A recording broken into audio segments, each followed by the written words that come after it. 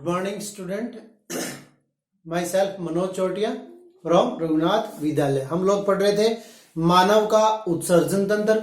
मानव के उत्सर्जन तंत्र के अंतर्गत अपन ने पढ़ा था कि मुख्य जो उत्सर्जनांग है वो है वृक्क, और वृक्क जो है वो मेटानेफ्रिक प्रकार का मनुष्य के अंतर्गत पाया जाता है। उसके पश्चात अपन ने वृक्क की आंतरिक संरचना पढ़ी थी। आज का अपना टॉपिक है वृक्क नलिका या नेफ्रॉन की संरचना। तो वृक्क के अंतर्गत अपन ने देखा था कि प्रत्येक वृक्क में कम से कम 10 से 12 लाख पतली लंबी महीन कुंडलित नलिकाएं पाई जाती है। इन नलिकाओं को वृक्क नलिका या नेफ्रॉन कहते हैं। नेफ्रॉन जो है वो वृक्क की संरचनात्मक एवं क्रियात्मक इकाई होती है। इन्हीं नलिकाओं में मूत्र का निर्माण होता है, जिसमें नाइट्रोजनी पदार्थ घुले हुए रहते हैं। तो देखिए, सबसे पहले वृक्क नलिका की जो संरचना है, ये संरचना आपको स्पष्ट रूप से दिखाई दे रही है। ये अपन ने वृक्क में भी बनाई थी। इसको अपन 6 भागों में विभेदित कर सकते हैं। मेलपीगी काय, ग्रीवा, समीपस्थ कुंडलित नलिका, हेनले का लूप, दूरस्थ कुंडलित नलिका और संग्रह नलिका। सबसे पहले अपन बात करते हैं मेलपीगी काय की। मेलपीगी काय, तो मेलपीगी काय देखिए, आपको बोर्ड पे 2 स्पष्ट संरचनाएं दिखाई दे रही है। सबसे पहले ये वाली जो एक प्यालेनुमा संरचना है, जिसको कहते हैं बोमन संपुट, और दूसरा जो ये केशिकाओं का गुच्छ है, इस प्यालेनुमा संरचना के अंतर्गत जो पाया जाता है केशिकाओं का गुच्छ या ग्लोमेरुलस। तो मेलपीगी काय जो है वो बोमन संपुट और केशिका गुच्छ, बोमन संपुट और केशिका गुच्छ या ग्लोमेरुलस के द्वारा इसका निर्माण होता है। प्रत्येक वृक्क नलिका का जो अग्रभाग है वो मेलपीगी काय कहलाता है, जो 2 भागों से मिलकर बना हुआ होता है। कौन सा? बोमन संपुट और केशिका गुच्छ। तो सबसे पहले अगर अपन बात करें बोमन संपुट, तो बोमन संपुट क्या है? आपको स्पष्ट रूप से बोर्ड के ऊपर दिखाई दे रहा है, एक प्याले नुमा संरचना जिसमें केशिका गुच्छ या ग्लोमेरुलस जो है वो धसा हुआ रहता है। यह स्तर सल की उपकला उत्तक का बना हुआ होता है, और इसका आंतरिक स्तर जो होता है उसमें विशेष प्रकार की कोशिकाएं पाई जाती है, जिन्हें पदाणु या पोडोसाइट कोशिका कहते हैं। ये आपको याद रखना है। बोमन संपुट में पाई जाने वाली विशेष प्रकार की कोशिकाओं का नाम क्या है?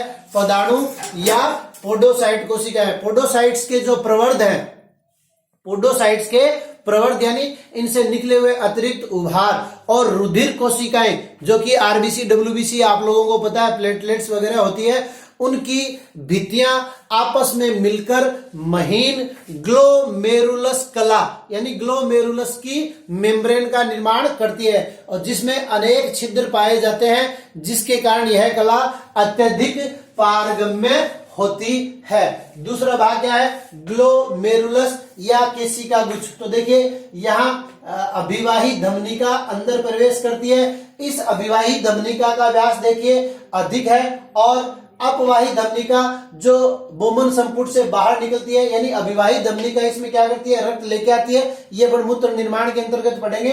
और अपवाही धमनिका जो है वो रक्त लेकर जाती है, लेकिन अभिवाही धमनिका का व्यास जो है वो अधिक होता है, और अपवाही धमनिका का व्यास जो है वो कम होता है। और इसी के साथ जो अभिवाही धमनिका है, जैसे ही बोमन संपुट के अंदर प्रवेश करती है, ये 50 से अधिक शाखाओं में विभक्त हो जाती है, और विभक्त होकर कोशिका गुच्छ का निर्माण या ग्लोमेरुलस का निर्माण करती है। और इसकी भित्ति जो है वो एंडोथेलियम की बनी हुई होती है, जिसमें 500 से 1000 एंगस्ट्रोम व्यास के रंध्र पाए जाते हैं। रुधिर कोशिकाओं की एंडोथेलियम व बोमन संपुट की एपिथेलियम, रुधिर कोशिकाओं की एंडोथेलियम व बोमन संपुट की एपिथेलियम मिलकर निस्यंदन यानी फिल्ट्रेशन यानी एक प्रकार की छलनी का काम करती है। तो ये हो गया अपना सबसे पहला भाग वृक्क नलिका का। कौन सा? मेलपीगी काय। दूसरा भाग है ग्रीवा। तीसरा भाग आप लोगों को पता है, अभी अपन ने चर्चा की थी, समीपस्थ कुंडलित नलिका, समीपस्थ कुंडलित नलिका। चौथा भाग जो है हेनले का लूप। हेनले का लूप जो है उसके 3 भागों में विभाजित कर सकते हैं, अवरोही भुजा, आरोही भुजा, 2 भागों में, अवरोही भुजा और आरोही भुजा। और उसके बाद में दूरस्थ कुंडलित नलिका, दूरस्थ कुंडलित नलिका। और छठा है संग्रह नलिका, क्योंकि अभी मैंने आपको बताया कि एक वृक्क में 10 से 12 लाख पतली महीन कुंडलित नलिकाएं पाई जाती है, जिन्हें अपन नेफ्रॉन कहते हैं। तो ये जो संग्रह नलिका होती है, ये एक नेफ्रॉन जैसे यहां जुड़ा हुआ है, दूसरा यहां जुड़ जाएगा, तीसरा यहां जुड़ जाएगा, चौथा। तो इस प्रकार से संग्रह नलिका और नेफ्रॉन जो कि निस्यंदन का कार्य करता है, उस निस्यंदन को लेकर और मूत्रवाहिका तक पहुंचाने का काम किसका है? संग्रह नलिका का। खैर, फिलहाल अपन बात कर रहे हैं किसकी? ग्रीवा की। तो ग्रीवा भाग, ये वाला जो भाग है बोमन संपुट के समीप, इसको अपन क्या कहते हैं? बोमन संपुट के जस्ट पीछे का जो भाग है, छोटी सी संकरी नलिका की तरह होता है। इसकी भित्ति रोमाभी उपकला की बनी होती है। ये अपने को ध्यान में रखना है कि ग्रीवा की भित्ति किसकी बनी होती है? सीलिएटेड एपिथीलियम, रोमाभी उपकला उत्तक की भित्ति बनी होती है। ये भाग क्या अपना? ग्रीवा। और ग्रीवा के बाद में क्या शुरू हो गया? ग्रीवा के बाद में समीपस्थ कुंडलित नलिका प्रारंभ हो जाती है। यह संरचना ग्रीवा के पीछे लंबी, मोटी व कुंडलित नलिका है। यह घनाकार उपकला से आश्रित रहती है। किससे? घनाकार क्यूबोइडल एपिथीलियम से ये आश्रित रहती है, तथा इसकी आंतरिक सतह के ऊपर अनेक सूक्ष्मांकुर यानी माइक्रोविलाई, जिस प्रकार से आहार नाल के अंतर्गत सूक्ष्मांकुर पाए जाते हैं, उसी प्रकार यहां पर भी सूक्ष्मांकुर पाए जाते हैं, जो सक्रिय अवशोषण का कार्य करते हैं। और ये सारे के सारे सूक्ष्मांकुर मिलकर एक ब्रुश बॉर्डर का निर्माण करते हैं। सूक्ष्मांकुर के कारण क्या होता है? इस नलिका का जो अवशोषण सतह है वो बढ़ जाती है। इसके साथ साथ ही इनकी कोशिकाओं में माइटोकॉन्ड्रिया भी अधिक संख्या में पाए जाते हैं, जो सक्रिय अवशोषण हेतु ऊर्जा प्रदान करते हैं। आगे अपन पढ़ेंगे, लेकिन यह भी आपको बता देता हूं कि समीपस्थ कुंडलित नलिका में केशिका गुच्छ का जो निस्यंदन यहां से जो छनकर आता है, उसका 2/3 भाग पुनः अवशोषण हो जाता है। किसमें? समीपस्थ कुंडलित नलिका में। उसके बाद में अपनी संरचना हेनले का लूप। हेनले का लूप जो है वो वृक्क नलिका के मध्य का भाग है, समीपस्थ और दूरस्थ कुंडलित नलिका के मध्य का भाग है, जहां पर प्रतिवर्ती धारा का निर्माण होता है। अर्थात यहां ग्लोमेरुलस निस्यंदन का प्रवाह किस दिशा में है? ऊपर से नीचे की ओर। और उसके पश्चात हेनले लूप के पश्चात यहाँ ये विपरीत दिशा में ये मुड़ जाता है। तो हेनले के लूप के अंतर्गत ये विपरीत दिशा में मुड़ जाता है, जो 2 भुजाओं में विभाजित रहता है, अवरोही भुजा और आरोही भुजा। समीपस्थ कुंडलित नलिका अवरोही भुजा में खुलती है और अवरोही भुजा सल की उपकला द्वारा आश्रित रहती है। और इसका आरोही भाग जो है वो दूरस्थ कुंडलित नलिका में खुलता है। इसकी भित्ति मोटी व घनाकार उपकला द्वारा आश्रित रहती है। उसके पश्चात आ जाता है अपना ये वाला भाग, जिसको अपन कहते हैं दूरस्थ कुंडलित नलिका। दूरस्थ कुंडलित नलिका हेनले की जो आरोही भुजा है, उसके पश्चात जो भाग है नेफ्रॉन का, उसको दूरस्थ कुंडलित नलिका कहते हैं। और यह भी घनाकार उपकला उत्तक के द्वारा आश्रित होता है। और समीपस्थ कुंडलित नलिका की तुलना में क्या होता है? यहाँ पे सूक्ष्मांकुर जो है वो नहीं पाए जाते। और उसके पश्चात आ जाता है अपना संग्रह नलिका। संग्रह नलिका जो कि कई नेफ्रॉनों के द्वारा जुड़ी हुई रहती है, या यूं कहते हैं कि वृक्क की जो दूरस्थ संवलित या दूरस्थ कुंडलित नलिका है वो संग्रह नलिका में खुलती है। और बहुत सी संग्रह नलिकाएं आपस में मिलकर एक मोटी मुख्य संग्रह नलिका का निर्माण करती है, जिसे बेलिनाई की वाहिनी क्या कहते हैं? ये 1 नंबर का प्रश्न पूछा जा सकता है। बेलिनाई की वाहिनी यानी क्या होता है? देखिए, जैसे ये नेफ्रॉन है, यहां खुल रहा है, तो यहां अगर अपन इस डायग्राम की बात करें तो 1 2 3 4 5 6 7 8 9 10 11 12 नेफ्रॉन यहां खुल गए। फिर दूसरे और 12 13 दूसरे में खुल जाएंगे। और ये सारे मिलकर क्या करते हैं? एक मोटी नलिका के अंतर्गत खुल जाते हैं, जिसे क्या कहते हैं, डक्ट ऑफ बेलिनाई या बेलिनाई की वाहिनी कहते हैं। नलिकाएं, ये बेलिनाई की वाहिनी जो है श्रोणी क्षेत्र में खुलती है, जो मूत्र वाहिनी का चौड़ा कीपनुमा भाग जिसकी चर्चा अपन ने कल की थी उसमें ये खुल जाती है। संग्रह नलिकाएं वृक्क के पिरामिड में स्थित होती है। संग्रह नलिकाएं एक स्तरीय ग्रंथि उपकला द्वारा आश्रित रहती है। तो ये हो गई अपनी वृक्क नलिका या नेफ्रॉन की संरचना। इसके पश्चात उत्सर्जन तथा मूत्र निर्माण की क्रियाविधि। उत्सर्जन तथा मूत्र निर्माण की क्रियाविधि। यकृत कोशिकाओं में आप लोगों को पता है यूरिया का निर्माण जो है वो यकृत कोशिकाओं में होता है। तो यकृत कोशिकाओं से बने यूरिया को रुधिर वाहिनियों द्वारा वृक्क में लाया जाता है। यकृत से यूरिया युक्त रुधिर तथा यकृत शिरा द्वारा पश्च महाशिरा में डाल दिया जाता है और पश्च महाशिरा से यूरिया को रुधिर से पृथक किया जाता है। किसमें? नेफ्रॉन में, जिसे हम मूत्र निर्माण कहते हैं। मूत्र निर्माण की क्रिया निम्न 3 चरणों में पूर्ण होती है: परा निस्यंदन, अल्ट्रा फिल्ट्रेशन, वर्णात्मक पुनरावशोषण, सेलेक्टिव रीअब्जॉर्प्शन, सीक्रेशन या श्रवण। सबसे पहले अपन बात करते हैं परा निस्यंदन की। परा निस्यंदन यानी अल्ट्रा फिल्ट्रेशन।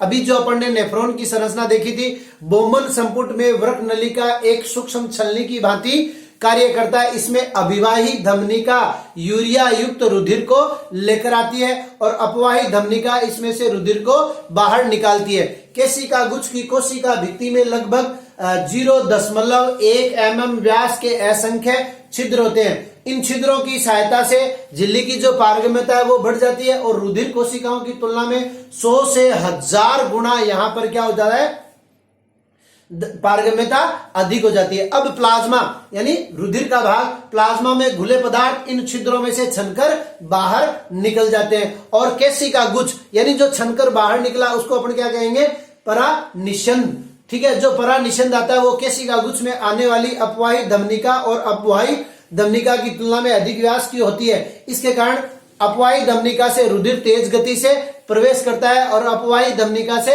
धीरे धीरे निकलता है। तो इन छिद्र, ये जो छिद्र पाए जाते हैं, इन छिद्रों में से कुछ पदार्थ जो है वो बाहर निकल जाते हैं। देखिए, एक स्वस्थ मनुष्य के अंतर्गत GHP यानी ग्लोमेरुलस हाइड्रोस्टेटिक दाब, ग्लोमेरुलस हाइड्रोस्टेटिक दाब जो है वो 70 mm Hg होता है। यानी स्वस्थ मनुष्य में केशिका गुच्छ में आने वाले रुधिर का दाब GHP 70 mm Hg होता है और केशिका गुच्छ में रुधिर कणिकाएं, रुधिर प्रोटीन, रुधिर घुलित अवस्था या कोलोइडल अवस्था में होते हैं, ये छन नहीं पाते। और जो कोलोइडल पदार्थ है वो रुधिर में एक विपरीत दाब 30 mm Hg जिसको BCOP कहते हैं, यानी रक्त कोलाइडल परासरणी दाब उत्पन्न करते हैं। और बोमन संपुट की गुहा में जो निस्यंदन होता है यानी छनता है, वो छनित भी क्या करेगा, एक प्रकार का विपरीत दाब जिसे CHP कहते हैं, 20 mm Hg के लगभग, यानी कैप्सुलरिक हाइड्रोस्टेटिक प्रेशर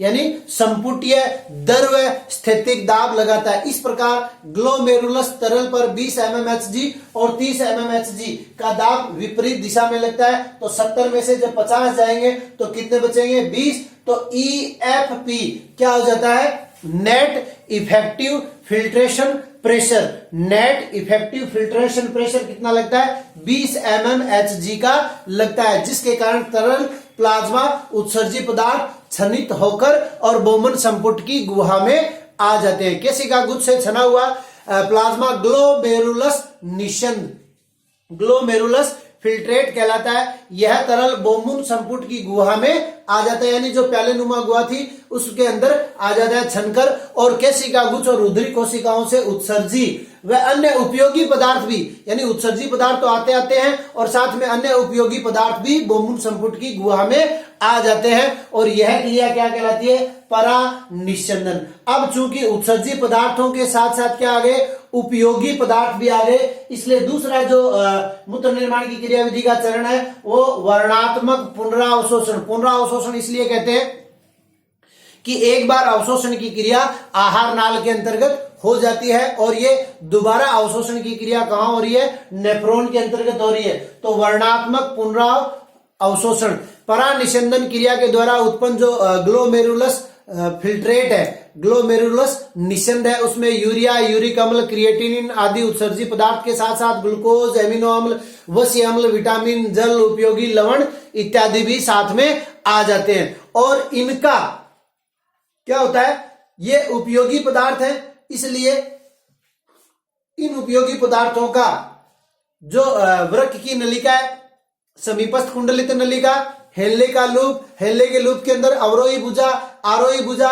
दूरस्थ कुंडलित नलिका, संग्रह नलिका, इन सब में क्या होता है, दोबारा से जो उपयोगी पदार्थ हैं उनको वापस अवशोषित कर लिया जाता है, जिसे वर्णात्मक पुनरावशोषण कहते हैं। जैसे अगर अपन बात करें समीपस्थ कुंडलित नलिका की, तो समीपस्थ कुंडलित नलिका में ग्लूकोज, विटामिन, एमिनो अम्ल, अकार्बनिक लवण, सोडियम, पोटेशियम, फास्फेट, ये सभी क्या होते हैं, पुनः अवशोषित होते हैं जल की पारगम्यता के अनुसार। अब यहां पर देखिए एक नंबर का प्रश्न और बनता है, देहलीमान या वृक्कीय देहलीमान किसे कहते हैं। एक प्रश्न पूछा जा सकता है, वृक्कीय देहलीमान, दिल्ली राजधानी है भारत की, वो नहीं है, ये वृक्कीय देहलीमान क्या है, रीनल थ्रोस्टेंट वैल्यू, किसी भी पदार्थ की रुधिर में वह अधिकतम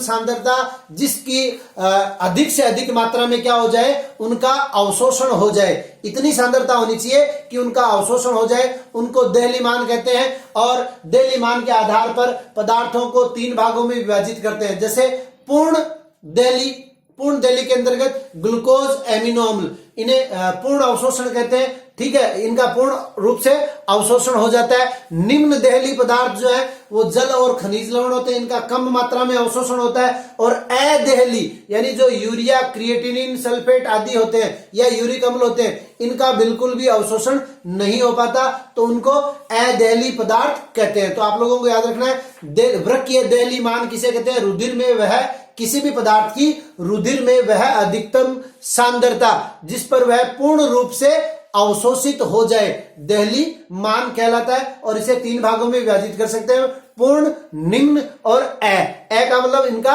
अवशोषण नहीं होता। उसके बाद में आते हैं हेल्ले के लूप में। हेल्ले के लूप का 2 भाग होते हैं, आरोही भुजा में सोडियम, पोटेशियम, क्लोराइड, इनका अवशोषण होता है और किसी का अवशोषण यहां नहीं होता। और इस यहां पर निषंद जो है वो अति पराशरी हो जाता है। और फिर आरोही भुजा में सोडियम और क्लोराइड का अवशोषण होता है और यहां पर जो विलयन है वो समपराशरी हो जाता है। उसके पश्चात निषंदन जो है वो कहां जाएगा,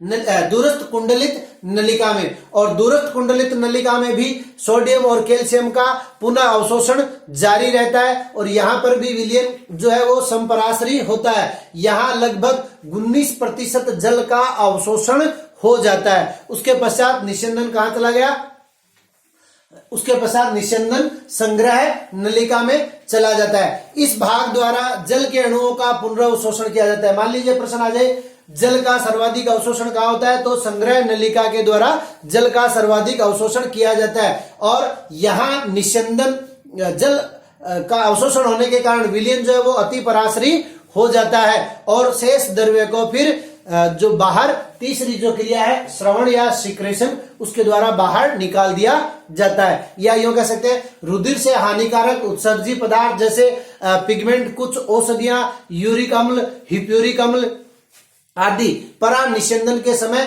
ग्लोमेरुलस निषंद में नहीं छन पाते। हेल्ले के लूप में दूरस्थ कुंडलित नलिकाओं की उपकला कोशिकाओं द्वारा इन अपशिष्ट पदार्थों को सक्रिय अभिगमन के द्वारा वृक्क नलिकाओं की गुहा में मुक्त करती है और इस प्रक्रिया को नलिकीय श्रवण भी कहते हैं। श्रवण या इसको नलिकीय श्रवण भी कहते हैं। इसी के साथ अपना यह अध्याय मानव में उत्सर्जन तंत्र जो है वो समाप्त हो जाता है, क्योंकि उत्सर्जन संबंधी जो रोग थे वो कोविड-19 के कारण अपने सिलेबस से हटा दिए गए हैं। धन्यवाद।